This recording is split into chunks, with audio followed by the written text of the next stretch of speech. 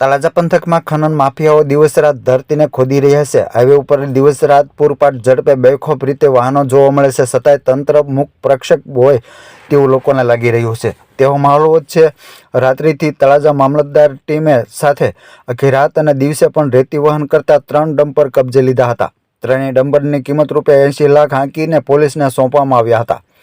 સત્તાવાર સાધનોએ આપેલ માહિતી મુજબ તળાજા મામલતદાર MD જાનીએ રાત્રિના 10 વાગ્યાની આસપાસ ખનન માફિયાઓ અને ખનન કરેલ વાહનોને તંત્ર તરફથી કોઈ મુશ્કેલી ન પડે તે માટે રેવન્યુ, પોલીસ અને ખાણ ખનીજ વિભાગના અધિકારીઓના ઘર અને ઓફિસ બહાર નજર રાખતા રેકી કરનાર માફિયા ટાઈપ ઇસમોની નજરથી બચી શકાય તે માટે રાત્રે 10:30 બાદ 3:25 અને દિવસે 9:45ના સમય દરમિયાન રેતી ભરેલ 3 ડમ્પર પકડી પાડ્યા હતા, જેમાં 2 ડમ્પર મીઠી વીરડી અને 1 ખદર પરથી ભરાયેલ હતું।